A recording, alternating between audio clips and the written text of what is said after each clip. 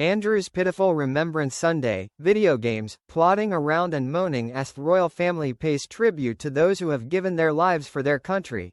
The former Prince Andrew will be hidden in the shadows ranting to himself. The former Prince Andrew was once center stage on Remembrance Sunday, joining senior royals to somberly pay his respects to lost war heroes. But today, he will be nowhere to be seen, with King Charles unceremoniously removing his younger brother from the official role of the peerage, taking away the use of his titles and styles for good. Andrew Mountbatten, formerly a naval officer, will be licking his wounds at home. Mired by scandal, the errant royal is said to be spending his days at Royal Lodge largely isolated, playing Call of Duty and wandering around ranting to himself. He has just days left to cling onto his virtually rent-free, 30-room property before finally packing up his bags and bidding farewell. After Charles finally persuaded his younger brother to leave, Andrew had to agree to move voluntarily thanks to his ironclad lease. The former prince will be vacating the property in the new year. He is set to move onto the vast Sandringham estate in Norfolk, though it has not been announced which of the 150 properties on 20,000-acre estate he will call home. Andrew's ex-wife Sarah Ferguson has also been booted out of the lodge, having shared the home with the ex-prince for decades. She has been told to find her own arrangements, but won't move back in with Andrew, it is understood.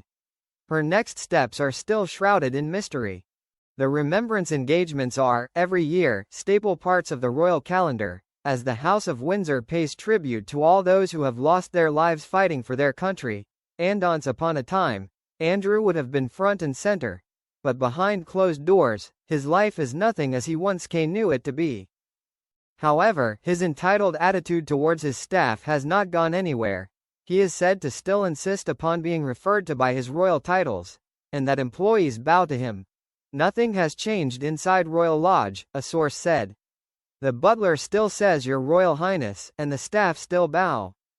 Andrew's made it clear, palace rules don't apply inside his walls. He insists it's his birthright, not something the king can erase. Andrew's dilapidated estate is apparently also brimming with endless Amazon packages, meaning packing up will be a mammoth task. The Amazon deliveries that go up to Royal Lodge are unbelievable, a source told the Daily Mail. There are rooms full of boxes that haven't even been opened. It will take weeks, if not months, to shift all their out.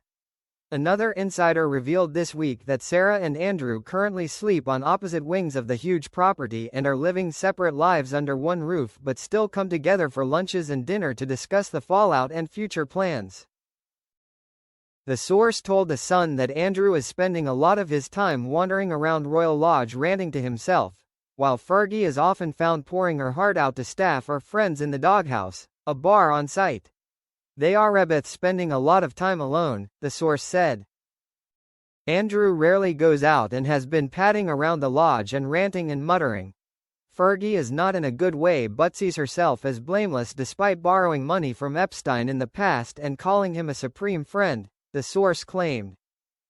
She feels she is blameless but has taken what has happened recently extremely hard. Sarah still thinks Andrew is a good person and will always support him, but she knows her future is away from him. Andrew once jetted around the world as a trade envoy for the UK, but now he spends most of his time indoors, playing video games in what some have dubbed an arrested adolescence. The disgraced former Duke is said to spend the majority of his days in a large sitting room, which boasts a massive screen that takes up almost an entire wall, where he plays video games or watches war films or golf coverage. And according to Andrew Lowney's recent autobiography entitled, The Ex-Duke enjoys watching endless videos of planes taking off and landing, and talking on his mobile for hours on end. The scandal hit royal also spends time reading thrillers and his favorite book is The Talented Mr. Ripley and takes a daily so-called air shower. This reportedly is where Andrew sits by an open window or on a balcony, closes his eyes and sucks in fresh air, regardless of the temperature outside.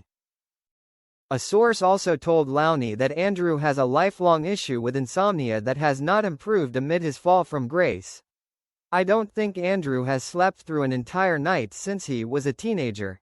The source was quoted as saying, adding that Andrew can be incredibly paranoid. He's the consummate paranoid prince, thinking everyone and their uncle ice out to get him. Despite this apparent tendency towards paranoia, Andrew was also said to be living in denial. A staff member claimed he is pretending that everything is good when he subconsciously knows that things are really bad. They also alleged that above all else, losing his titles has been the most major blow, far more than being accused of sexual assault, which Andrew vehemently denies. Remember, the most difficult thing for the Duke of York was not the allegations of sexual misconduct. It was being stripped of his royal titles and losing his key role with the royal family. He's never gotten over this, the source was quoted as saying.